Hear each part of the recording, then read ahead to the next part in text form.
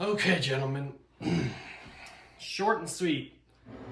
So for my cocktail this week, for my matchup against Jaime, I decided on the Hemingway Daiquiri. Once again, it's a loosely tied together with my opponent. Hemingway Daiquiri seemed appropriate for Jaime. You know, he's got that dark-haired swarthiness that's very Hemingway-esque, I suppose. And it's a rum-based drink. It's a very relaxed, like Hawaiian shirt buttoned down halfway down your chest on a beach. It just sounds very Jaime to me. And I figured since last week I did a rum-based one, maybe people still have rum left over if they decided to make a drink. So they could use the rum on this.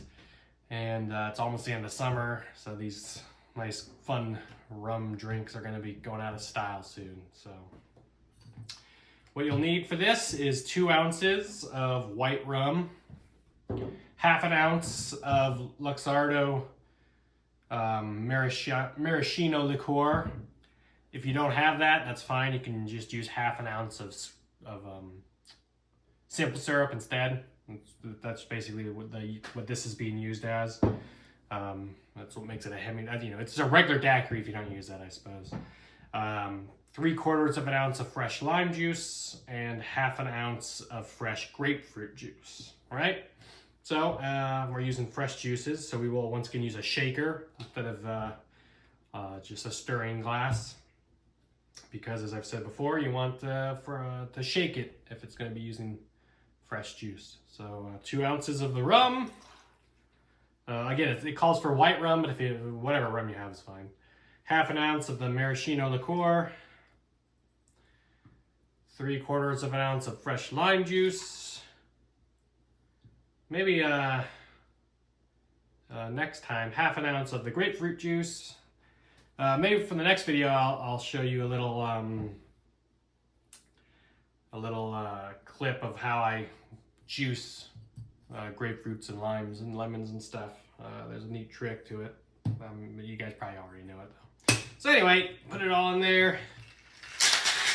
Give it a good shake.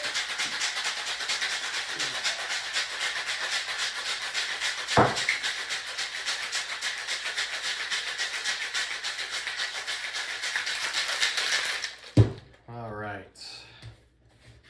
And then you just strain it into a chilled coupe glass. And I didn't cut any garnishes, but if you want to, you can garnish it with a lemon or a slice of lime and maraschino cherry if you want.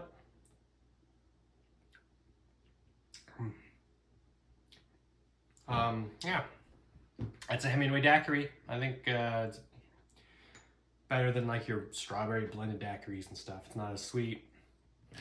So there you have it. Hopefully I'll beat Jaime this week. And that is that. Oh, there's a picture of the recipe I'll have posted right now.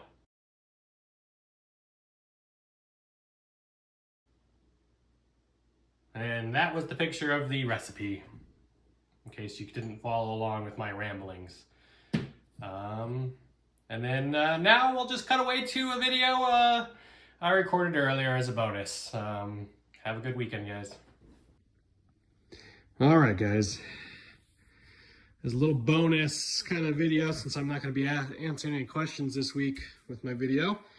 I thought I would give a tour of my whole bar setup and everything for like Pat asked about. So this is the start. This is my bar cabinet that I built. We'll start up top here. All on the top is kind of just generic, like my generic stuff. Rye, which this is if you Eastern Iowa guys or Wisconsin, Illinois guys, this is an Illinois brand Few. That's it's a really good kind of distillery that makes like my favorite rye whiskey. I really like that a lot. This is bourbon. I'm not going to go through every single bottle of everything because that will take too long. But Yeah, that's the Frontier, Bullet Frontier 10-year bourbon that I like a lot. Blended scotch for mixing drinks. Irish whiskey that I use for mixing drinks. My vodka that I like. Gin. Old Tom gin. It's a different kind of gin. It's like an older recipe. Tequila. That's Reposado. And mezcal. Got rum back there. This is one of my favorite Amaros for mixing things, and of course Cointreau. So that's all on top shelf here because I use all those more frequently than some of this other stuff. And then down here, oh, son of a bitch. So down here on this side I have a bunch more Amaros like Campari, Aperol, that kind of stuff. Those are all, you'll see as I make more cocktails, I use Amaro a lot in different cocktails. On this side there's a lot of like vermouth type substitutes, like this Cochi Storico and this Antica formula are kind of sweet vermouth substitutes. Lillet Blanc and Cochi Americano are really good for dry vermouth substitutes. And then I got various liqueurs in here. I got like a amaretto's in here, pear liqueur, different Amaros, Grand Marnier.